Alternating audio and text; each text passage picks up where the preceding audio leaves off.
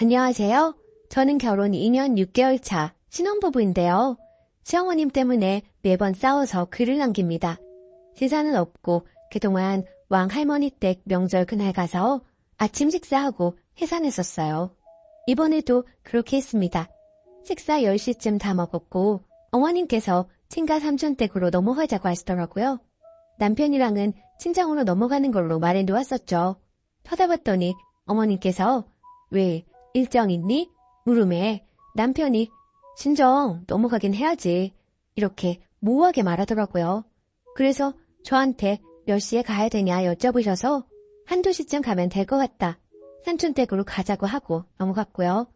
제가 차에서 남편한테 정확히 점심엔 가야지 이렇게 말해야지 흐지부지하게 말해서 왜 내 입에서 가야 된단 말하게 만드냐? 중간 역할 잘못하면 내가 너무 난처해지는 거 몰라? 라고 했더니 자기 간다고 말했다고 기분 나쁜 티 내더니 연휴 내내 기분 상해 있더라고요. 시어머님이 삼촌 댁 가서 하시는 말씀이 저희 곧 친정 가야 된다고 하니까 옆에서 외숙모분께서 며느리는 명절 다음 날에 가야지 벌써 가? 이러시는 거예요. 거기다 어머님도 그래 자주 보지도 않는데 벌써 가는 건 좀 아쉽긴 하다 하시더라고요. 참고로 저번 달에 봤습니다. 그러면서 앞으로 저녁에 가라 이렇게 말씀하시더라고요. 제가 대답 안 하니 세 번째 묻더라고요. 근데 웃긴 게 외숙모 댁에 있는 따님분은 결혼했는데 갈 때마다 명절 당일 아침부터 있었고 왕할머니 댁에도 첫째 큰어머님 따님이 10시 정도에 넘어왔는데 왜 벌써 왔느냐 이런 소리는 하나 없었거든요. 근데 저한텐 저녁에 넘어가라니요. 며느리 딸도 내로남불 하시더라고요. 집에 가려고 짐 챙기니까 뒤에서 아유 심심하다 그러시고요. 그리고 아침에 왕할머니 댁에 갔을 때 어머님은 늦게 왔고 큰어머님이 식구들 다 있는 데서 너희 부모님이랑 1년에 4번 본다며? 이러셔서 무슨 말씀이냐고 여쭈니 큰어머님이 시어머님한테 저희 안부를 물었는데 어머님께서 본인도 안 봐서 잘 모른다고 1년에 4번 본다 하셨대요. 작년에 15번 정도 봤고 초반까진 매주 보다가 너무 힘들어서 한두 달에 한 번 봤더니 저렇게 거짓말까지 하셨더라고요. 저희 어머님 왜 이러시는 걸까요? 설날 주에도 연락 와서 왜 이렇게 연락이 없냐면서 걱정된다고 잘 지내고 있느냐고 연락 왔더라고요. 이틀 전에 남편이랑 통화했다고 들었는데요. 남편이 매주 어머님께 연락하는 걸로 알고 있어요. 그래서 이틀 전에 남편이랑 통화하지 않았냐고 했더니 그래 하긴 했지 아들하고. 그건 그런데 너 연락을 받고 싶은 거다. 며느리 목소리가 듣고 싶어서 그래. 앞으로 연락해라. 불편하면 문자라도 해주면 안 되냐? 라고 하십니다. 아, 그동안 제가 전화 건 적은 한 번도 없긴 해요. 근데 자꾸 이렇게 나오시니 더 불편해서 연락하기가 싫어요. 제가 이렇게 멀어진 이유는 결혼 초엔 좋다고 자주 갔었거든요. 그랬더니 매주 만나자고 하시고 작년 1, 2월 통틀어서 10번 만났습니다. 주말에 약속 있다 해도 저녁에 넘어오라고 설에 절 못 받았다고 절하러 오라 해서 저번 주에 갔으니 한 주 건너뛰고 가려고 다음 주에 간다 하니 절 늦게 받으면 소용없다고 이번 주에 오면 안 되니 바로 잡으셔서 또 가고 이런 이유 저런 이유 다 붙여가면서 만나자 하더라고요. 그러다 3월 1일 0일 오후 4시에 전화 와서 밥 먹자 하시더라고요. 시댁이랑 1시간 거리고 저도 쉬고 싶어서 어머님 저희 저녁거리 다 사왔고 씻지도 않았어요. 시간이 너무 애매하네요. 했더니 아이고 안 씻어도 상관없다. 뭐 안 씻어도 이쁜데 뭘. 그리고 홈쇼핑에서 너희 줄 음식 사놨는데 냉장고에 자리가 없으니 오늘 만나야 된다. 넣을 곳이 없어. 라고 계속 그러셔서 남편이 저만 갈게요 하니 너만 올 거면 오지 마라 하시더라고요. 그래서 안 뵙는 걸로 알고 있었는데 저녁 7시에 집으로 쳐들어오셨어요. 전화 둘 다 안 받아서 올라온 거라면서 초인종 누르고 홈쇼핑에서 사신 거 주고 그냥 가셨고요. 그 뒤로 대상포진 걸리고 한두 달에 한 번씩 뵀어요. 그 뒤부터 서운하시다 계속 그러시고요. 그 외에도 만날 때마다 저희 부모님이랑 같이 식사 자리 마련해달라 하시고 남편이랑 저랑 생일이 비슷한데 둘이 너무 붙어있다고 저한테 음욕으로 생을 바꾸라고 하시기까지 하네요. 35살이 노산이니 노산까지 기다려줄 테니 네, 아기 낳으라시고 집 구할 때 시댁에서 많이 도와주셨는데 집 얘기하면 집 살 생각하지 말라 하시며 지금 살 상황이 아니라 하시네요. 만날 때마다 아이고 너무 보고 싶었다. 연락하고 싶었어. 그런데 너희가 싫어할까봐 참았다. 내가 심심하다. 맨날 얘기하십니다. 어머님은 계속 전업주부 하셨고 아버님 정년 퇴직하셨어요. 두 분 다 노시니까 만날 때마다 심심하다고. 저희 둘은 맞벌이고요. 심심할 겨를이 없는 피곤해 죽겠는 맞벌이요. 저번에 남편이 엄마한테 사랑한다는 식으로 말씀드렸더니 그 자리에서 우시더라고요. 참고로 남편은 외동입니다. 남편이 그동안 어머님께 연락은 나한테 해라. 불편하게 그러지 말라고 했는데도 잠잠해 지시다가 또 저러시네요. 남편이 또 어머님께 칼같이 끊는 거를 잘 못해가지고 시댁 얘기만 하면 싸워서 저도 말하기로 지쳤어요. 이번 주에 남편 생일 때문에 또 보는데 그때도 심심하다, 보고 싶다, 친정 저녁에 가라 이런 말씀 꺼내시면 제가 스트레스 받는다고 남편 데리고 오라고 말씀드릴까 하는데 이렇게 말해도 될까요? 제가 못된 며느리 같기도 하고 한편으론 너무 싫고 어떻게 해야 될지 모르겠어요. 객관적으로 제가 못된 것 같나요? 여러분들이 보기에 시어머님 어떠신 것 같나요? 후기, 많은 분들의 댓글을 응원 삼아 이번 남편 생일에 시어머니께 말씀드렸어요. 아니나 다를까 또 보고 싶고 연락하라 하시고 너무 심심하다 하시길래 말씀드렸어요.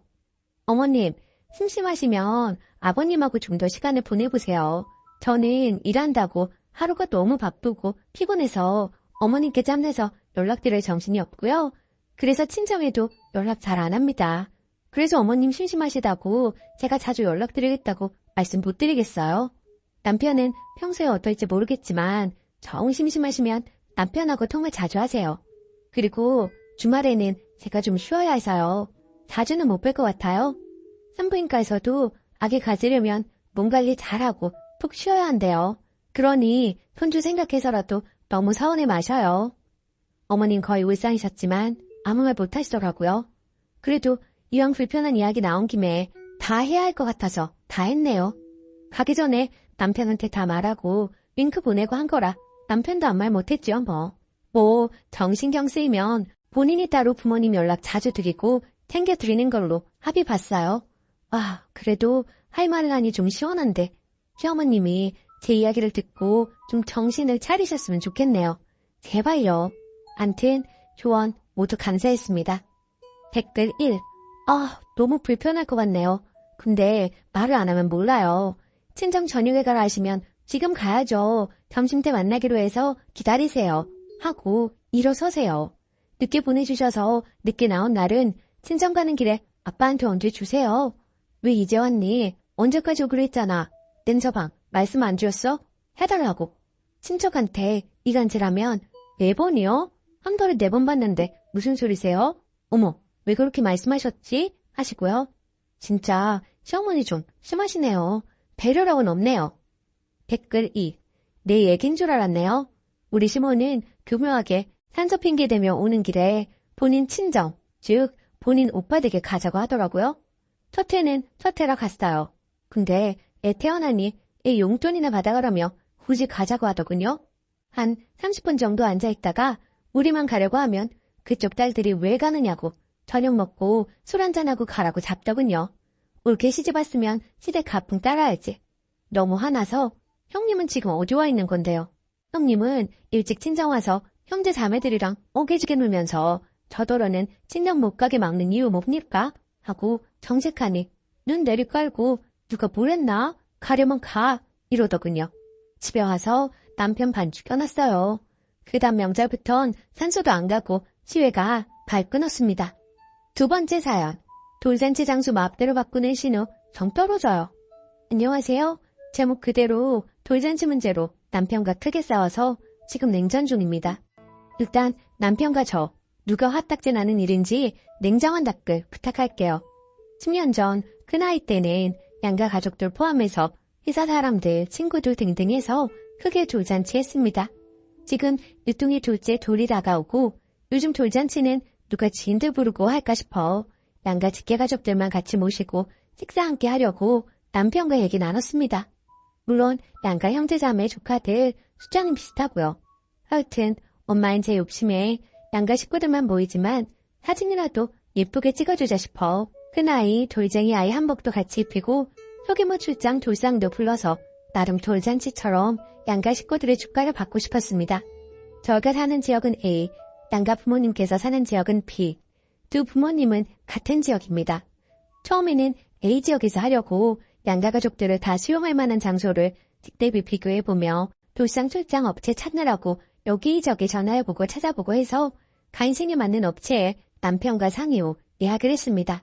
그리고 이번 설 때 양가집에 방문한 결과 양가 부모님들이 B 같은 지역에 살고 지인들 안 부를 거면 차라리 B 지역에서 하는 게 어떻겠나 해서 저희 부부도 그게 나을 것 같다는 생각에 A 지역과 다 취소하고 B 지역에 양가 식구들 수용할 만한 식당과 출장 돌상업체, 스냅업체 계속 검색, 전화해봐서 그냥저냥 적당한 곳을 골랐어요.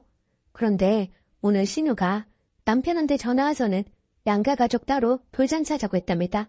굳이 이제 와서 서먹하고 어색해서 따로 하는 게 좋을 것 같다고 하는데 전 너무 어이가 없네요. 설날에 분명 양가 직계 가족들 같이 한다고 했을 때 아무 말 없다가 여기저기 다 알아보니까 이제 와서 따로 무슨 초등학생도 아니고 어색하고 서먹하다는 이유로? 아니 무슨 앞에 나가서 춤출 것도 아니고 노래할 것도 아니고 그냥 만나서 양가 식구들 인사만 하고 각자 테이블에 앉아 2시간 정도 동안 축하하고 밥만 먹으면 될 것을 하루 종일 같이 있는 것도 아니고 어이가 없어서 남편과 큰 소리가 났고 남편은 성격이 다 다른데 어떻게 하겠냐 그러고 있고 아니 우리 식구들은 뭐 현에서 사돈 만나나요? 그냥 우리 부부가 그렇게 정한 거에 따르는 거지. 오죽하면 10살짜리 큰아이는 아기 돌잔치에 그냥 아기만 생각하면 되지. 고작 2시간 가지고 자기들 기분이 뭐가 크게 중요한지 모르겠다면서 오죽하면 그런 말 할까요? 그렇게 남편과 큰 소리 오가다 저도 모르게 남편 누나들을 모조리라고 했네요. 아니 진짜 모조리들 같아요. 그러니 10년 전 큰아이 돌잔치 때 신우들이 저희 아빠 보고 인사들을 안 했지. 동네 어른만 봐도 인사하는 게 당연한데 사돈 어른을 보고 인사 안 하는 게 모조리 맞잖아요. 신우 2명 다. 저희 언니들은 시부모님 보고 누구 이모라고 하면서 깍듯이 인사했는데 신우들은 저희 부모님 보고도 쌩 이게 모조리지 않나요? 지금도 어색하고 서먹하다는 이유로 다 정해진 것을 파투내고 있고 남편은 지 누나도 욕했다고 또 거기에 초점 두고 난리. 애기 돌잔치 준비고 뭐고 다 완전 중지됐고 진짜 소중하고 귀한 내 새끼 생일을 이렇게 재뿌리는 건가 싶어서 진짜 화가 나서 그냥 남편 빼고 애들이랑 저희 친정 식구들이랑만 따로 돌잔치 하고 싶어요. 솔직히 시부모님 포함해서 시가 식구들은 아기 100일 돌잔치에 크게 관심 없어서 해도 그만 안 해도 그만이라는 그런 심리예요. 이 상황 제가 더 어이없을까요? 남편이 더 어이없을까요? 휴가 신우들이 따로 하자고 했고 남편한테 의케랑 다시 상의해보라 했지만 그게 상의할 수 있는가요? 그냥 따로 하라는 통보지. 그렇게 많이 들었는데 어떻게 같이 하자고 밀고 나가나요 제가. 남편은 어차피 자기 식구들은 100일 돌잔치 크게 비중 두지 않으니 돌상 차리는 건 친정 식구들 자리에서 하고 시가 식구들 자리에서는 그냥 밥만 먹고 끝내자는 입장이고요. 이게 뭐가 그리 힘들고 어렵냐고 말하는데 저 힘들고 어려워요. 처음에 저 A지역에서 자리 다 마감이라 맞는 날짜 찾느라 전화 많이 했고 또 D지역 카페까지 가입해서 문의해보고 여기저기 서다 돌리고 알아보고 그래도 어쨌든 귀한 내 새끼 생각하며 양가 식구들 축하받을 거 생각하며 설레이는 마음으로 준비하면서 양가 직계 가족들 어차피 돌잔치 식사 후에 각자 부모님 집에 가서 하룻밤 잘 텐데 다과하시라고 돌떡 3정으로 넉넉하게 각각 보내고 답례품도 준비하고 하려고 했는데 이런 제 노력이 헛되는 것 같아서 허무합니다. 그리고 고작 2시간 동안 조카 축하하는 마음보다 자기들 기분만 생각하는 신우들 생각에 화도 나고요. 따로 하려면 다시 그에 맞는 식당 알아보고 해야 하는데 그것도 힘 빠지고요. 남편은 회사 사람들도 요즘 아기 돌잔치 때 그냥 자기 식구들끼리만 파티하지 직계 가족들 만나 밥 안 먹는다고 했다. 왜 만나서 밥 먹느냐고 했냐며 이제 와서 이딴 소리는 하고 있고 날짜는 다가오는데 무슨 호떡 뒤집듯 계속 반복되는 이 상황이 답답하기만 할 뿐입니다. 남편과 저 큰소리 나게 싸우니 아기는 자기 생일 때문에 그러는지 아는 것처럼 기죽어 있는 게 눈물 나고요. 이래서 어떻게 해야 할지 감을 못 잡겠네요. 그리고 제가 자꾸 신우이 초대하려는 게 돈 때문이라고 하는데 저 신우 축의금이나 돌반지 같은 거 바라지도 않고요. 그래, 처음에는 그래도 동생 아기인데 돌 반지라도 해주겠지라고 생각은 했지만 근데 돌잔치 때 신우이 팀은 어른 3명 와서 딱 15만 원 하는 사람들이라 바라지도 않아요. 아, 그냥 오지 말고 저희 친정 식구들끼리 해야 되겠어요? 진짜 다 내 맘 같지 않고 속 시끄럽네요. 의견 모두 감사했습니다. 댓글 1. 유치원생도 아니고 불편하고 어색하면 뭐 어쩌라고요? 오지 말라고 해요 그냥. 조카 축하해주는 것보다 자기 마음 편한 게 중요한 인간들이 왜 자기들 따로 축하 자리를 마련하라는 건지. 비용은 자기들이 다 댄대요. 근데 어조리 보고 뭐조리를 하지 뭐라 하나? 덜 떨어진 거 자랑하는 것도 아니고 그냥 정해서 통보하세요. 나이 먹고 어색해서 못 오겠다면 오지 말라 하세요. 웃긴 사람들일세. 댓글 2. 쓰니 말이 맞는 말인 듯 하긴 한데 그렇게 말한 건 잘못한 듯요. 아무리 옳은 말이라도 욕설이 들어간 순간 변질하더라고요. 너무 심하게 말하신 것 같아요. 그 부분은 사과하심이 좋을 것 같아요. 오늘의 사연은 여기까지입니다. 있었을 텐데 아직도 200 조금 넘게 받아서 매일 술 먹고 빚지며 하루하루 희망 없이 살고 있습니다. 반면 그 여자분은 시집가서 아기 낳고 매우 잘 살고 있다고 하더라고요. 당연히 그럴 만한 게 10년 전에도 결혼할 때 4억이나 해오려는 여자였는데 그때 당시 강남 변두리 아파트 가격 4억 조금 넘었거든요. 시집갈 때 엄청나게 잘가서 몇백 억대 집안으로 갔는데도 엄청나게 시댁에서 예뻐하고 잘 산다고 남동생이 건너 들었다 하더군요. 결국 남동생만 아직 결혼도 못하고 애도 없고 돈도 못 모으고 직장도 변변치 않은데도 우리 부모님은 아파트값 올랐다고 정신 승리하는데 제가 기가 막혀서 한마디 했어요. 걔는 시집갈 때 10억도 넘게 해갔다는데 그리고 시집간 집안은 몇백 억대 집안이고 걔네 친정이 우리 집보다 잘 사는데 아파트값 오르는 게 대수겠어? 남동생이랑 그때 결혼이나 잘 시키지 라고 했다가 집안 재산 호시탐탐 노리는 큰오빠랑 부모님께 뒤지게 욕먹고 손절 당할 뻔했네요. 아니, 제 말 틀린 거 있나요? 부모님도 답답하지만 집에서 뜯어갈 만큼 뜯어가 놓고도 호시탐탐 노리면서 말도 안 되는 얘기도 다 지당하신 말씀이라고 편드는 큰오빠도 이해 불가고 나한테는 동생이지만 부모님 본인에게는 아들인데도 진짜 그렇게 생각하시는지 너무 답답해요. 추가. 저희 부모님 거주 중 서울 3층 단독주택 거주 중 빼고 월세 받음, 시골 땅세 받음, 연금으로 사실만 합니다. 저랑 오빠는 지원 많이 받아서 남동생 목으로 작은 아파트 해놓은 것이라고 자주 이야기했으나 결정적으로 결혼한다고 하니 파투 낸 거고요. 그리고는 그 후로 현재까지 아파트 가격 조금씩 오를 때마다 팔고 현금 넣어두고 쓰시라고 큰오빠가 부모님 꼬시는 중입니다. 저는 그러면 부모님 세금 부담 늘고 진짜 막내가 장가가 된 묵하든 집 한 채는 온전히 해줘야 하는 거 아니냐고 반대했어요. 솔직히 우리 집안 장남 우쭈쭈 하는 집안 맞고 그 장남이 좀 양심 없는 것도 맞습니다. 큰오빠 결혼할 때 서울 아파트 30평대 사주셨어요. 조카 낳고 이사 갈 때 몇천에서 1억가량 여러 번 지원해 주셨고요. 심지어 큰오빠 처가할 집 없다고 인천에 빌라를 사주었는데 지원 당시 8천만 원이었습니다. 저 시집갈 때 2억가량 혼수, 집값 보태라고 지원해 주었고요. 아무튼 남동생이 좀 안쓰러워요. 얼른 정신 차리고 남동생도 제대로 살고 결혼도 하고 그랬으면 좋겠는데 희박해 보이네요. 누나로서 안타까운 마음이 들다가 문득 생각나서 글 적어봅니다. 댓글. 이 집은 부부가 원수로 만난 게 아니라 부모와 자식이 원수로 만났네요. 근데 웃긴 건 둘째, 셋째가 부모와 인연을 끊어도 첫째가 부모에게 원수 갚아줄 것 같아요. 요리조리 돈 다 빼먹고 나면 먹튀할 것 같아 보이는데요. 댓글 2. 장남은 장남이라고 대접받고 님은 하나뿐인 딸이니까 그래도 챙김 받은 것 같고요. 막내 아들이 안 아픈 손가락인가 보네요. 아들, 딸 낳고 나니 안 아쉬운 아들이요. 부모님 혼내지 마시고 님이 측은지심으로 설득해 보셔요. 우리 응능이 불쌍하지 않느냐 이런 식으로요. 오히려 그런 게 부모님께 먹힐 수도 있어요. 님도 오빠한테 재산 뜯긴 부모님 떠맡지 않게 조심하시고요. 두 번째 사연.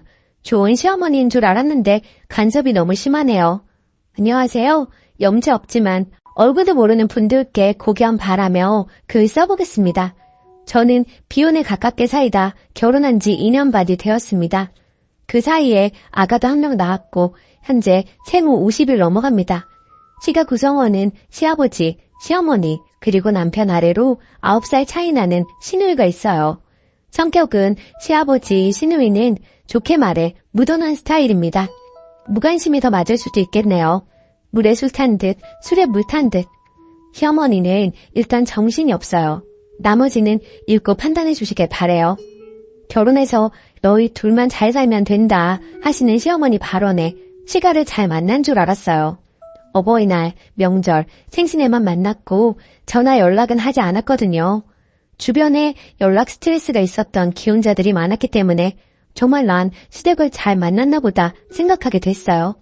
또 남편 말로는 시어머니가 저를 어렵게 생각하신다 해요. 제가 키도 크고 인상이 좀 센 편이거든요. 신혼 때 제가 출근해서 집에 없는 사이 시어머니께서 몇 번을 집 청소해놓고 가시길래 정말 깜짝 놀랐어요. 결국 남편 잡고 불만을 토로했죠. 회사 남자 직원들한테 고민 토로했더니 저를 놀리더라고요. 남자 직원들조차 이해 못하는 그런 상황이었던 거죠. 시어머니는 남편이 결혼 전 자취할 때 그렇게 하고 가셔서 남편은 처음에 기분 나빠하는 나를 이해하지 못하다가 제가 이해시키고 또 이해시켜서 결국 시어머니 못 오시게 했어요.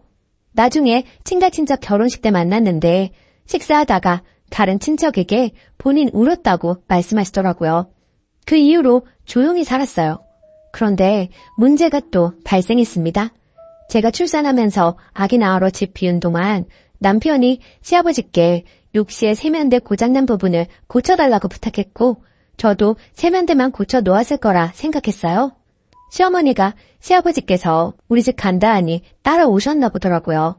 그런데 집에 와보니 시어머니가 서랍장을 사다 놓은 거예요. 솔직히 거지 같진 않지만 딱 봐도 중고이고요.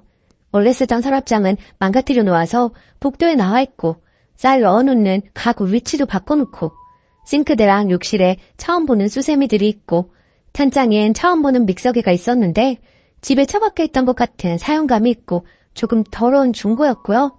또 그릇들도 있었는데 믹서기와 같은 상태였고 새 것 아니었어요. 바디워시를 다른 두 제품을 한 통에 섞거나 용기 겉면에 매직으로 바디워시라고 써놓았더라고요. 저는 제가 없는 동안 집 인테리어가 바뀔 정도의 변화는 예상도 못했고 남이 쓰던 것 같은 상태의 물건들을 쓰고 싶지도 않았어요. 남편이랑 결국 또 싸웠어요. 위에 언급한 것들 볼 때마다 우라통이 터지고 안 그래도 출산은 모든 것이 처음이라 어렵고 신생아라 저는 좀비 상태로 지낸다고 힘든데 그것들이 보일 때마다 울분이 올라오더군요. 어찌저찌 그냥 버티면서 지내다가 아기는 한번 보여드려야겠다 싶어 어느 날은 초대를 했어요. 집에 들어오자마자 18리터 정수기 통을 주시며 여기다 쌀을 넣어둬라 그래야 벌레 안 생긴다 하시고 샤워 수건을 주면서 이거 긴 거다 목욕할 때 이걸로 씻어라 멸치 액젓을 주면서 이거 김치찌개에 넣으면 맛있다 등등 정신없이 속사포처럼 쏟아내시더라고요. 정말 표정 관리하느라 힘들었어요. 아기를 한 번씩 안겨드리고 잠깐의 대화를 나눴어요. 아기가 잠이 들고 방에 누이고 배달한 음식이 도착했고 먹으려는 찰나 아기가 깨서 울어서 제가 아기를 재우러 방에 들어갔어요. 아기가 낯선 사람들이 와서인지 잘 못 자더라고요. 거실에서 시끄럽게 하기도 했어요. 방 안에 들어가 있으니 시어머니가 찬장도 열고 그릇이 어쨌니 냉장고도 열고 남편한테 본인이 한 된장찌개 먹었니 하면서 살림을 다 건드리더라고요. 정말 나가서 싸울 뻔했어요. 여하튼 참고 시가 식구들은 가고 남편이랑 또 싸우게 됐지요. 남편이 시어머니께 못 오게 한다고 전화 건다 하더라고요. 통화로 남편이랑 시어머니랑 엄청나게 싸웠어요. 내 앞에서는 좋은 사람인 척 하던 분이 걔가 그래? 장모한테 물어본다. 장모는 집에 오게 하면서 나는 왜 못 오게 해? 하시더군요. 저희 엄마가 아기 목욕시켜주시고 저 낮에 쉬게 하려고 오시거든요. 아무튼 매우 사나운 말투로 엄청나게 또 쏟아내더라고요. 수화기 너머로 들리는 그 소리 때문에 정이 완전히 사라졌어요. 그리고 어버이날에는 남편 만시가 갔다 왔어요. 아기도 있고 제가 아기 보느라 허리가 나가서 잘 못 걸었거든요. 남편이 가서 얘기했는데 시어머니가 본인이 잘못했다, 미안하다고 했다던데 솔직히 저는 그 말 들어도 안 괜찮아요. 남편이랑 시어머니 통화 사건 이후로 시어머니 생각만 하면 숨이 가빠지고 이게 공황장애인가 싶게 되어버렸어요. 제가 어떻게 해야 하죠? 곧 아기 100일인데 저는 친정집에서 친정 식구들만 100일상 차려서 축하하고 싶은데 남편이 서운해할 것 같아서 밖에서 100일상 차려서 시가 식구들도 초대해야 하나 싶기도 한데 또 시어머니 볼 생각에 가슴이 갑갑해집니다. 추가 댓글 잘 읽어보았습니다. 제가 너무 예민하다는 분들도 계시고 자꾸 물어보지도 않고 남의 사연 간섭하는 시어머니가 너무하다는 분들도 계시네요. 사실 전 친정엄마가 그래도 싫을 것 같거든요. 시어머니라서 참다 보니 더 터진 것 같기도 하네요. 그리고 시어머니가 인정 욕구가 강해요. 본인이어야지만 된다는 생각이 있으신 것 같아요. 그리고 제가 볼 땐 시어머니 살림 잘하는 편도 아닙니다. 그리고 원래 시어머니가 남편이랑 싸운 다음에도 이해를 못 하셨어요. 본인 여동생이랑 친한 친구가 아들이 있어서 둘 다 시어머니 위치인데 공교롭게 그 두 집안에서 아기를 봐달라 했나 보더라고요. 그래서 당연히 본인도 그렇게 되겠거니 했나 봐요. 근데 그 둘은 정상이니 며느리가 부탁도 한 것 같아요. 시어머니가 이번 일 일어나고 그 두 분한테 물어봤고 그 두 분이 우리 집 가지 말라고 그랬대요. 그리고 시아버지를 왜 물건 고치는데 부르냐 하시는 분들이 계셨는데 시아버지가 손기술이 좋으시거든요. 그래서 가볍게 부탁했나 봅니다. 허를 찌르는 지적이었네요. 앞으로는 전문가 이용하겠습니다. 저는 저희 부모님 욕 먹을까 봐서 가장 걱정이라 아직 가만히 있는 중이거든요. 솔직히 시어머니가 저 싫어해도 상관은 없어요. 어차피 노력하든 안 하든 저 좋아할 사람은 좋아하고 싫어할 사람은 싫어하니까. 다른 사람이 나에 대해 갖는 호감, 비호감에 관해 관심 없고요. 하지만 중간에서 남편이 많이 힘들 테니 정말 최소한의 도리는 해야겠다라고 생각의 정리는 맞췄네요. 댓글 읽고 남편 잡지 말고 잘해줘야겠다 싶었어요. 남편은 제 편이어야 하니까요. 100일은 시댁 식구들하고 밖에서 소소하게 밥 먹어야겠습니다. 깨달음 주셔서 감사해요. 댓글 1. 아들이 좀 막내 스타일인가 봐요. 아빠한테 고쳐달라는 건 좀. 그리고 시어머니 살림 마음대로 들여놓는 거 소름이네요. 자기 집이라고 생각하는 건가? 아무튼 하나씩 지금처럼 태클 걸어가며 못하게 선을 그어가는 방법밖에 없어요. 신기한 건 이거 안 된다 하면 오케이, 미안하다, 잘못했다 하고 바로 이상한 민폐 행동 망원 시전. 그래도 시어머니가 본인 잘못이라고 하시는 거 보니 말이 안 통하시는 분은 아닌 것 같네요. 근데 보통 모든 어른 고집은 못 꺾어요. 적당히 그러려니 하고 진짜 못 참는 것들만 솔직히 말씀드려서 해결해봐요. 댓글 2. 저는 시모 때문에 꼭 참다가 애 낳고 폭발했어요. 신랑과 이혼 직전까지 갔고요. 우리 신랑도 그랬어요. 그게 뭐가 문제야? 엄마 의도는 그런 게 아니야. 결국 부부 상담 받고 신랑이 많이 변했습니다. 시모가 무례한 진상이라는 게 판명 났거든요. 내 말은 죽어도 안 듣더니 상담받고 변하더라고요.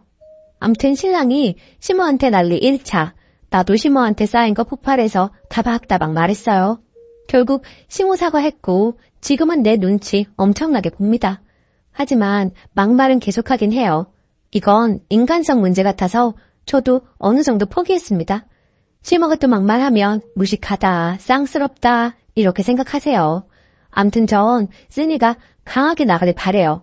참지 마요. 귀한 집 딸인데 왜 참나요? 오늘의 사연은 여기까지입니다. 안녕하세요. 저는 아들 둘 키우는 30대 초반 엄마입니다. 늘 저에게 막말하고 상처 주는 못된 신우에게 똑같이 해주고 남편하고 좀 다퉜는데 남편은 제가 너무했다고 하네요. 그동안 당하기만 한 저로서는 전혀 너무했다는 생각이 안 들거든요. 부족해도 한참 부족하기에 전 잘못한 거 없다는 처지예요. 하도 저에게 너무했다고 말을 하길래 댓글 보고 사과하든 사과받든 하려고 합니다. 소소하게 신우이는 저에게 막말을 참 많이 했어요. 그 옷 어디서 샀어요? 언니는 참 검소한 것 같아요, 사람이. 브랜드보다는 보시옷을 많이 입잖아요. 하면서 돌려가기는 기본이고 살 좀 빼라는 둥, 좀 꾸미고 다니라는 둥, 뒤에는 꼭 농담이라는 말을 붙여가면서 사람을 더 기분 나쁘게 했어요. 그런 일들이 비일비재했고 사건의 주축이 된 일은 제가 아기를 낳고 난 뒤였어요. 첫 아들이 태어났을 때 속눈썹이 너무 길더라고요. 유난히 긴 속눈썹에 참 신기하고 귀엽다고 생각했죠. 우리 부부를 닮아 쌍꺼풀이 없지만 속눈썹이 길다 보니 눈이 너무 예쁘다는 말을 참 많이 들었습니다. 그런데 속눈썹 가지고도 신우한테 독설을 들을 줄은 몰랐어요. 그때 20대 초반 미혼이었던 신우가 하는 말이 언니, 양수가 더러우면 눈썹이 길다고 하던데 좀 관리하지 그랬어요. 얼마나 깔깔 웃으며 이야기하는지 콱 지워받고 싶었지만 철없는 신우라 예? 그게 무슨 말도 안 되는 소리예요. 어디서 이상한 소리만 듣고 다니나 봐요. 하고 무시했습니다. 그리고 몇 년 후 둘째 아들도 속눈썹이 길었어요. 주위 사람들이 아들들이 눈이 너무 예뻐서 부럽다, 좋겠다 해주시는데 예쁘게 봐주시니 얼마나 감사한지. 두 아들 다 저희를 빼다박은 모습이 왠지 뭉클하고 기분 좋았죠. 그런데 이 격떨어지는 20대 중반이 된 신우가 또 입을 놀리더라고요. 언니, 관리 좀 하라니까요. 양수가 더러우니 속눈썹이 저렇게 길잖아요. 하더라고요. 그래서 대답했죠. 그러게요. 근데 나 어머님께서 해주시는 반찬이랑 아버님이 사주신 과일로 대부분 먹었는데 뭐가 그렇게 더러웠을까요? 라고요. 그랬더니 아유, 농담이지. 뭘 그렇게 대답해요. 엄마 아빠 들으면 서운하시게 하더라고요. 제가 입도 또 심하고 몸이 안 좋아서 시부모님이 자주 오셔서 먹을 거리 챙겨주셨어요. 임신 전에도 첫째 손주 보러 자주 오시는 어머님이 항상 반찬이나 반찬 재료를 갖고 오셨고요. 한 번씩 시댁 모임 가면 시부모님이나 남편은 가만히 있는데 신우 이것이 저를 한 번씩 뒤틀어요.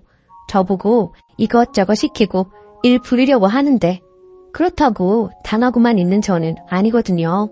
한 번은 저보고 엄마가 요리 다 하고 힘들었으니 언니가 설거지하게 엄마는 가만히 있으라고 하길래 네, 어머님이 맛있는 거 해주셨는데 당연히 설거지 해야죠. 근데 아가씨도 아무것도 안 했죠? 같이 해요. 제가 해물 테니까 거품 내주세요. 어머님 음식 맛있게 얻어먹었는데 아가씨도 일해야죠. 하면서 같이 일하게끔 했어요. 저 일부러 골탕 먹이려는 거 뻔히 알고 있었고 제 실수에 어쩔 수 없이 설거지하면서 입 툭 튀어나와 있더라고요. 어쨌든 다시 본론으로 돌아와서 그 뒤 신우가 시집가고 허니문 베이비로 아들 출산했어요. 그리고 며칠 전에 시조카 100일이라 신우 집 다녀왔습니다. 시조카 직접 본 건 처음이었는데 속눈썹이 길더라고요. 어라? 이때다 싶어서 말했습니다. 물론 100일 잔치 끝나고 사진도 다 찍고요. 아가씨, 김신 때 아무거나 막 먹더니 아기 피부가 안 좋네. 그러길래 커피랑 과자랑 많이 먹지 말라고 했잖아요. 100일 전에 피부가 이런 건 또 처음 본다. 그리고 아가씨 양수도 많이 더러웠나 봐요. 어째 속눈썹이 우리 애들보다 더 기네요. 난 또 아가씨는 관리 잘할 줄 알았는데 헛똑똑이네. 그랬더니 갑자기 우네요. 그래서 또 이야기했어요. 농담인데 왜 울어요? 우리끼리 그런 농담쯤은 할 수 있잖아요. 그랬더니 펑펑 울어요. 달래줄 마음도 없고 계속 울고 투덜대는 거 듣기 싫어서 빠르게 점심 먹고 집으로 왔습니다. 그랬더니 남편이 저에게 막 뭐라고 하네요. 결국에는 남편과 말다툼을 했습니다. 아까 말이 너무 심하잖아. 100일 된 아이 예쁘다는 말만 해줘도 모자란데 그게 뭐냐? 혹시 그때 한 말 아직도 마음에 담아두고 그러는 거야? 철없는 애가 한 말을 그냥 넘기고 말지 뭘 또 똑같이 갚아주려고 하냐? 하더군요. 늘 아가씨가 농담이라고 하는 말에 비수 꽂혀가며 살았어. 똑같은 말 대갚아줬을 뿐인데 그게 펑펑 울 일인가? 난 남한테도 막말 잘하길래 본인은 상처 안 받을 줄 알았지. 아, 그래서 똑같이 하니 속 시원하냐? 그냥 넘길 수도 있잖아. 꼭 그렇게 울려야 해? 무슨 말도 안 되는 말 하면서 애한테 상처를 줘. 양수 더러우면 속눈썹 길다는 거 네 동생한테 배운 거야. 잊고 있다가 조카분이 생각나서 한 말이야. 농담인데 왜 우냐? 네 동생은 그런 농담 해도 되고 나는 왜 안 되는데? 그랬더니 그 뒤로는 할 말이 없는지 한숨만 푹푹 쉬고 결국 지금은 냉전입니다. 이거 제가 속이 좁은 건가요? 저는 할만하니까 했다고 생각하거든요. 후기. 남편에게 댓글들 다 보여줬어요. 처음에는 댓글들이 칼날이 되어 자기 마음에 박히는지 더 화를 내더니 하루 지나서는 자기가 대신 사과한다고 미안하다네요. 자기는 자기 동생이라 워낙 툭툭 내뱉는 말에 익숙해져서 상처라고 생각을 못했는데 대신 사과한다면서요. 그래서 신우가 그동안 했던 험한 말들 사과하기 전까지는 저는 신우 만날 생각이 없다고, 본인도 자기가 한 말인 걸 잘 알 텐데 내 사과 기다리지 말고 스스로 사과한다면 그나마 가족의 정으로 용서해주겠다고. 근데 스스로 사과할 마음이 없으면 인간이 덜 된 거라고요. 남편도 신우랑 자리 만들지 않겠다 하며 알겠다 하네요. 그동안 작은 독설들은 받아치거나 참으면서 넘어갔는데 이번 일로 저도 대놓고 싸우고 똑같이 해줘야겠다 싶었어요. 속이 좀 시원하더라고요. 아무튼 조언 모두 정말 감사했습니다. 댓글. 완전 잘하셨어요. 확인사살 해줘요. 조제 가졌을 때는 관리 잘하라고. 남편은 남의 편이라 그래요. 그냥 깡그리 무시해줘요. 댓글 2. 그 신우 정말 어이없네. 고작 한 번 듣고 울어요. 님은 2번씩이나 똑같은 말을 들었는데 남편분은 어디 머리가 고장나셨나? 본인이 남편으로서 저런 말도 이제 때는 하지 못하도록 제 동생 관리를 했어야지. 더러운 건 양수가 아니라 신우 주둥이구만. 2번째 사연. 저희 엄마와 잘 지내는 줄 알았는데 아내가 이혼하자네요. 안녕하세요. 너무 답답한 마음에 글을 올립니다. 아내에게도 보여줄 생각으로 솔직하게 쓰겠습니다. 결혼해서 이제 돌된 아기를 키우고 있습니다. 아내와 결혼할 때 양가에서 반반 지원받았고 아내는 모아둔 돈이 5천만 원 가량 있었고 저는 모아둔 돈이 없는 상태였습니다. 이 부분에 대해 늘 아내에게 미안하게 생각합니다. 결혼하고 맞벌이로 생활하다가 아내가 임신하며 이를 관두고 결혼하고 경기도로 거처를 옮기는 바람에 주변에 아무도 없고 양가 도움밖에 먼 거리라 아내 혼자 유가족입니다. 아내는 결혼하고 친구를 만난 적도 손에 꼽고 아기 태어나고는 외출을 아예 안 합니다. 제가 주말에 나가서 친구들과 시간 보내라 해도 주말엔 가족과 시간 보내고 싶다며 나가질 않습니다. 본인을 위한 건 아무것도 사질 않고 항상 제 것과 아기 것만 사길래 옷 좀 사자고 밖에 데리고 나가도 눈요기만 하고 돌아옵니다. 출산 선물로 명품 가방 사준다 골라보라 해도 그런 건 나중에 여유 있을 때 사도 늦지 않다고 이야기합니다. 결혼 전 화려하고 꾸미는 거 좋아하고 친구도 정말 많은 사람이었는데 결혼 출산으로 모든 것이 바뀌었는데도 힘든 내색 없이 매일 행복하다는 사람이기에 저도 너무 행복했고 문제가 없을 줄 알았습니다. 이런 아내가 아주 고마워 정말 잘했고 잘하려고 노력했습니다. 출산했을 때 비싼 곳은 싫다는 아내에게 제발 이번만 내 말 따라달라며 비싼 산후조리원을 잡았고 아기 태어나고는 친구 만난 적 한 번도 없습니다. 아내도 그런 제게 늘 고맙다고 했습니다. 그런데 이번 주 월요일 퇴근하고 돌아왔는데 분위기가 심상치 않았고 아내가 할 이야기가 있다고 하더니 이혼을 하고 싶다고 하더군요. 저는 갑자기 그게 무슨 소리냐 물었고 아내는 전날 일요일 제 가족과 식사했던 상황을 이야기하며 더 못 참겠다고 얘기했습니다. 결혼하고 아내는 저희 부모님의 막말로 힘들어했습니다. 저는 평생을 그런 집에서 자라왔기에 크게 신경 쓰지 못했던 게 있습니다. 몇 번 나설까도 생각했지만 제가 나섰다가 괜히 분위기가 더 안 좋아질까봐 그냥 넘겼던 적이 몇 번 있었습니다. 저는 결혼 전부터 가족과 그리 가깝지도 않았고 원래부터 서로 막말하고 어투가 다정하지 못합니다. 대화도 전화도 하고 살았던 적이 없습니다. 그런데 결혼하고 아내가 자꾸 집에 전화하라고 하고 제가 안 하면 아내가 전화하고 명절 생신 때 식사 약속도 잡길래 아내가 우리 집 문화를 멋지게 넘기는구나 했었습니다. 처음 아내가 힘들다고 얘기했던 게 아내가 만삭 때 가족 식사를 한 날이었습니다. 그날도 저희 부모님께서 아내에게 좀 모욕적인 말을 하셨고 저는 분위기가 안 좋아질까봐 그냥 가만히 있었던 것 같습니다. 아내가 그날 여태는 그냥 넘겼지만 아기 앞에서는 이런 모습 보이고 싶지 않다며 날 야라고 부르시는 것과 명령체를 쓰시며 비하하는 말, 모욕적인 말을 하시는 걸 못하게 막아달라고 했습니다. 솔직히 여태 그냥 넘겨놓고 이러는 게 저는 이해가 안 가기도 했습니다. 그리고 솔직한 말로 진짜 저는 부모님을 안 보고 살아도 상관없어서 그냥 우리 부모님 보지 말고 살자고 했고, 아내는 그런 걸 원하는 게 아니라며 그냥 잔인 장모님이 저를 대하는 것 정도만 원한다고, 이건 네가 바로 잡아줘야 한다고 했습니다. 그날 이후로 몇 번의 가족 식사가 있었고 부모님께서 거스르는 말씀은 몇 번 하셨지만 심하지 않아 그냥 넘어갔던 걸로 기억합니다. 아내도 별말 없길래 괜찮은 줄 알았는데 갑자기 이혼하자 하니 전 너무 벙찝니다.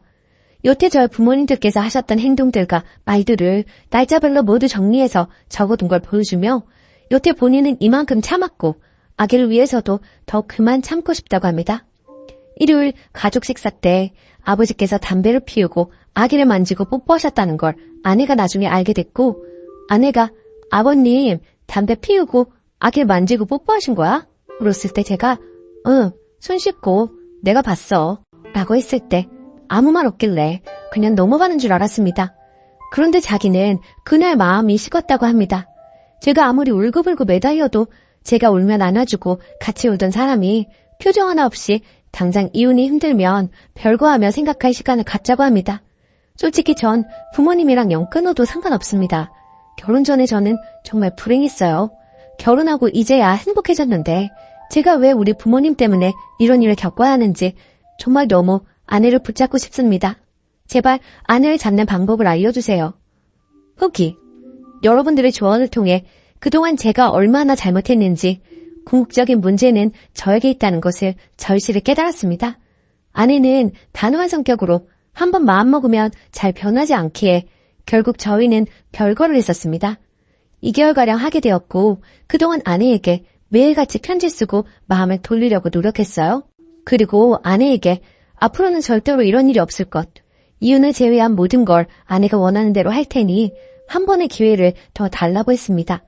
그래서 결국엔 다시 합치게 되었고 시댁과 만남 횟수와 시간을 줄여서 최소한 교류를 하기로 했고, 혹시나 또 부모님이 잘못된 언행을 하시면 적극적으로 제가 해결하기로 했습니다. 정말 이혼을 했으면 어쩔 뻔했나 너무 아찔하고 무서웠네요. 한 번의 기회를 더 얻었으니 이제부터는 더 아내의 말에 귀 기울이겠습니다. 정말 감사합니다. 댓글. 부모 앞에서 아무 말도 못할 수는 있는데 그게 반복되는 순간 아내를 어떻게든 부모와 떼어놓았어야 해요. 직접적으로 개입해서 아내를 도와줬어야죠. 그런 모습도 안 보이는데 어떻게 평생을 같이 살 수가 있나요? 댓글 2. 너희 부모가 문제가 큰 게 아니라 이 험한 세상에서 겨우 자기 부모도 못 막아주는 네 놈을 믿고 살 수가 없다는 거예요. 글만 봤는데도 님이 얼마나 찐따 같은지 잘 느껴지는데 님이랑 살 부비고 사는 마누라는 어땠겠어요? 오만정 털릴만 하지. 이 와중에 부모 탓만 하고 있는 거 보니까 평상시에 다른 일에도 어떤 태도일지 뻔하네요. 한 번 더 기회가 있으니 잘하세요. 일단 지금은 그냥 시부모님이랑 아예 안 만나게 하는 게 낫겠어요. 오늘의 사연은 여기까지입니다.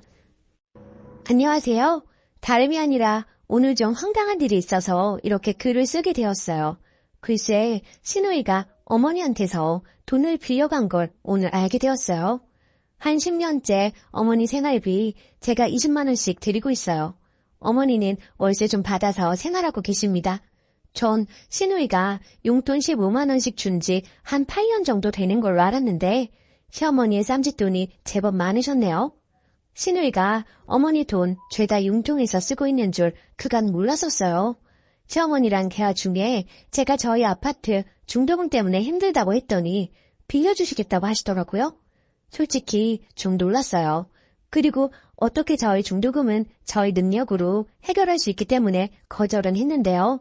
시누이가 어머니 돈 야금야금 가져가고 있었으면서 시침이 딱 되고 언제나 길에 등등했던 걸 생각하니까 너무 얄밉네요.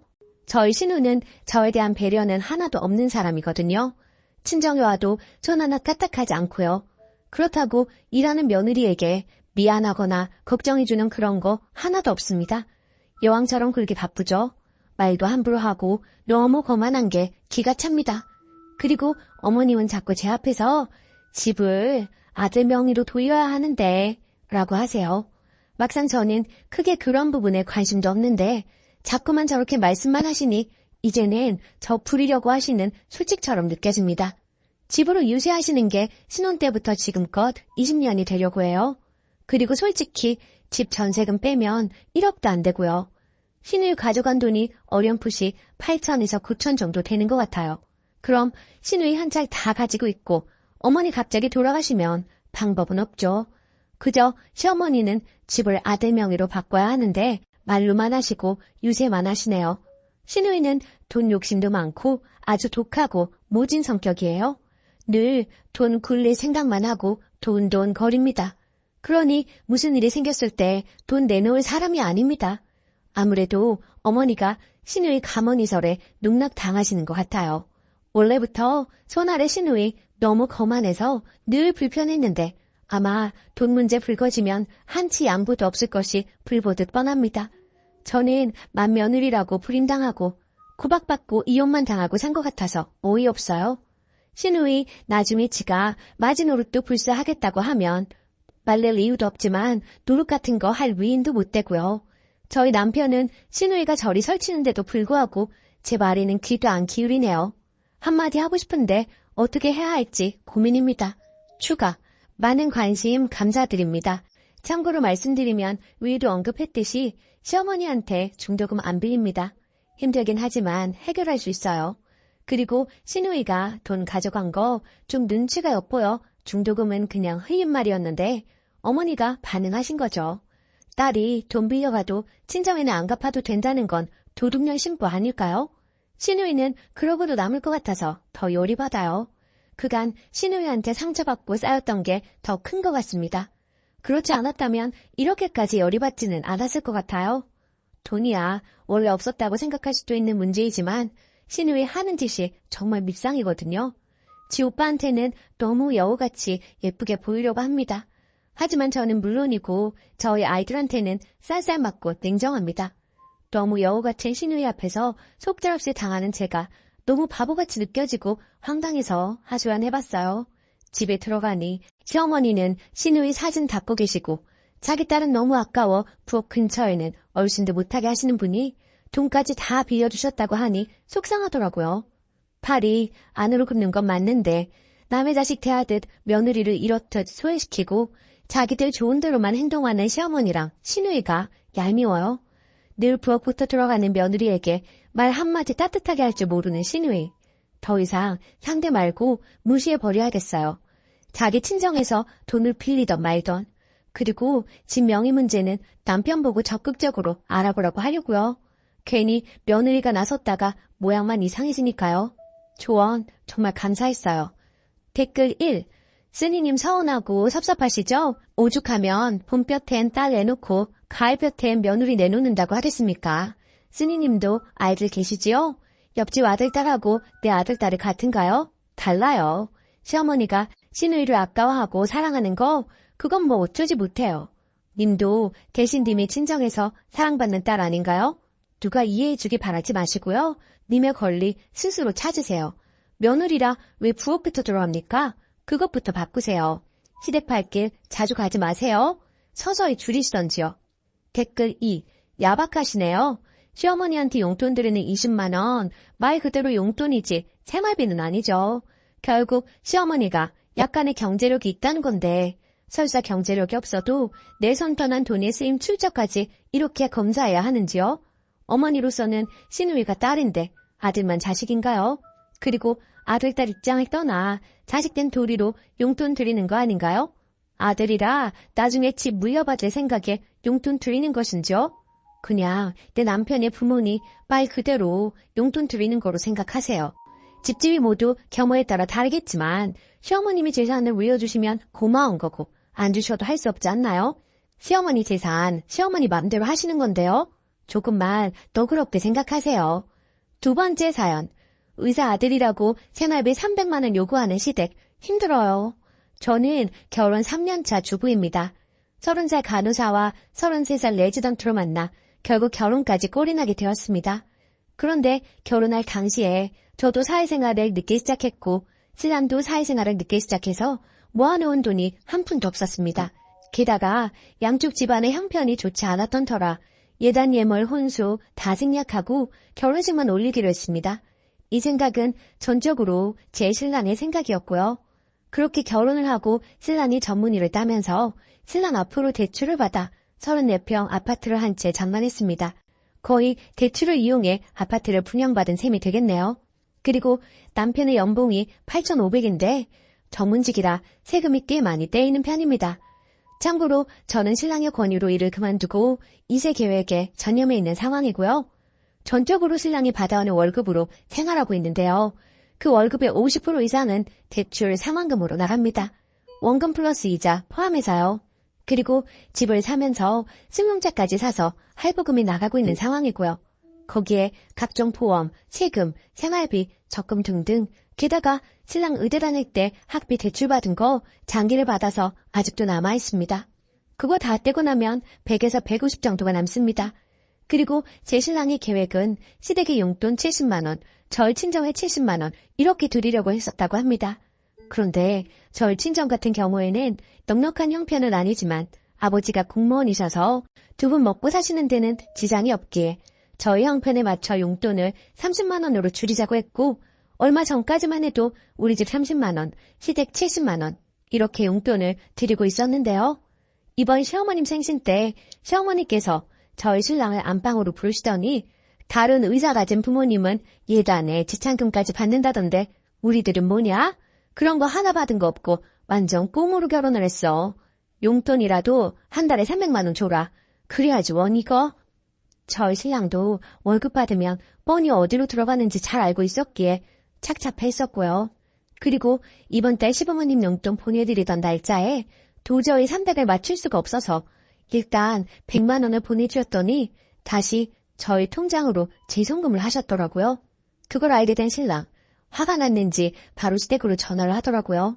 유목조목 설명시켜 드리더라고요. 앞으로 연봉 협상이 더 잘 되면 그때 300으로 용돈 드리겠다고 사정 아닌 사정을 하고 이해를 시켰고요. 그런데 그 후부터 시부모님들의 태도가 180도 달라지셨습니다. 한날은 시댁에 가서 TV를 보고 있었어요. 참고로 시댁과 우리 집의 거리는 승용차로 2시간 30분이 걸립니다.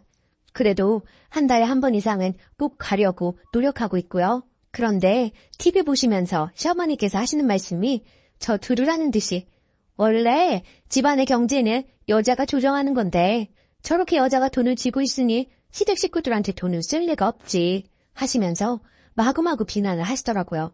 그리고 동서가 고구마를 구워왔는데 저한테는 먹어보라는 말 한마디를 안 하시더라고요. 너무 섭섭해서 눈물이 나올 지경이었습니다. 그렇게 섭섭한 마음으로 뒤로 한 채 혼자 운전을 하고 집에 가는 차 안에서 눈물이 주룩주룩 흐르더라고요. 그렇지만 사실은 신랑한테는 말할 수 없었고 저 혼자 삭혔습니다. 신랑이 알게 되면 속상해할 테고 신랑 성격에 분명 시부모님들께 한마디씩 할 것 같아서요. 그냥 저 속으로 삭혔습니다. 그리고 이렇게 글을 올려봅니다. 정말 시댁과의 갈등이라는 게 한번 골이 생겨버리니 돌이킬 길이 없다는 것 같다는 생각이 드네요. 이 마당에 적금을 깨고 생활비를 줄여가며 300만 원이라는 용돈을 드려야 할지 아니면 계속 이런 냉전의 상태로 지내야 할지 자식된 도리를 잘하고 싶었는데 무리한 것을 요구하시니 너무 힘이 듭니다. 마음이 정말 답답하기만 합니다. 후기 댓글이 얼마나 달렸을까 생각하며 한참 만에 들어와 봤는데 정말 감사합니다. 그리고 얘기가 길어질까봐 결혼할 당시 상황과 제가 현재 쉬고 있는 부분에 대해서는 설명을 거의 하지 않았는데요. 그 때문에 오해하시는 분들이 계신 것 같다는 생각이 드네요. 우선 제가 결혼할 당시에 혼수와 예단 그리고 신랑 측에서 해주기로 한 예물 다 생략했다고 말을 드렸었는데요. 이야기하자면 너무나도 길지만 최대한 줄여서 얘기를 해보자면 저희 아버지가 공무원이시긴 하시나 어머니께서 꽤 오랜 투병 생활을 하셨던지라 집안 형편이 많이 좋지 않았습니다. 물론 지금은 완쾌되셨고 형편도 어느 정도 자리를 잡은 상황이고요. 하지만 그때 당시 저는 아무것도 가진 것도 없는 데가 무슨 결혼이겠느나 싶어 일단 결혼은 포기하고 살고 있었습니다. 그러던 중에 지금의 신랑을 알게 된 것이고요. 그때 당시 제 신랑 끊임없이 저에게 다가왔고 제 마음 잡으려고 고생 많이 했던 사람입니다. 그럼에도 그런 신랑의 마음 저는 받아줄 수 없었고요. 저의 못난 현실 때문에요. 그런데 그런 사정을 다 알게 된 신랑이 저를 다 이해해주고 감싸주더라고요. 그렇게 그 사람의 진심이 통했고 결혼에 꼴이 나게 된 것입니다. 그렇게 처음부터 저의 사정을 알고 있었던 신랑은 결혼하기 전부터 혼수, 예단, 지참금, 예물까지 다 생략하자고 했었고요. 그 부분에서 굉장히 주관이 뚜렷했습니다. 반면에 저는 그래도 기본적인 것은 빚을 내서라도 해가야 한다는 주의였던지라 쉽사리 받아들이기 쉽지가 않았지만 신랑이 시부모님들께 허락까지 받은 상황이었고 시부모님들 또한 그렇게 하자며 의견을 내주셔서 저희는 정말 감사하던 마음으로 따라가게 된 것이었고요. 물론 그게 시부모님들의 진심이 아니라는 것은 나중에 알게 되었지만 말입니다. 그리고 제가 일을 하지 않고 있는 부부는 얼마 전 아이를 가지기 위해 산부인과에 가서 검진을 해보니 모든 게 정상이긴 하지만 육체적, 정신적인 스트레스는 아기를 갖는 데 있어서 나쁜 영향을 미칠 거라고 하더라고요. 게다가 제 나이도 있고 간호사라는 직업이 3교대에 육체적으로 아주 힘든 직업이라 더는 일은 하면 안 되겠다는 신랑의 판단하에 그만두게 되었던 것입니다. 그리고 전부터 신랑은 제가 일을 그만두고 자신이 내조를 해주길 원했던 이유도 있었고요. 물론 이 일 또한 저희 시댁에서는 탐탁지 않게 여기고 있습니다. 그거라는 신랑 답답했는지 매번 시부모님들과 싫은 소리 할 때도 많았고요. 그렇지만 매번 제 편에 서서 제 얘기를 들어주는 신랑이 있어서 그나마 숨통은 좀 트입니다. 하지만 시부모님께 인정까지는 아니더라도 적어도 미움털 박힌 며느리는 되고 싶지 않은 게 제 마음인데 너무나도 가슴 아프고 속상하고요.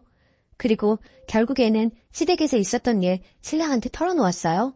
신랑도 하다 안 되겠는지 시댁에 단판을 치겠다고 하더라고요. 300은 사실 말도 안 되고 그렇다고 적금 깨고 하는 건 모두들 극구 반대하시기도 하고 적금 깨고 그 돈 다 쓰면 그 뒤에 계속 300을 드릴 수도 없는 현실이니까요. 모든 게 너무 무리된다 싶은데 저렇게 화만 내시니 시댁하고 사이가 틀어지더라도 결판을 내자는 것이 신랑 입장이자 저의 결론이네요. 마음이 모질어야 하는데 가슴이 아픈 건 사실이에요. 시부모님 공경하면서 잘 살고 싶었는데 뜻대로 되지 않네요. 모든 조언 감사합니다.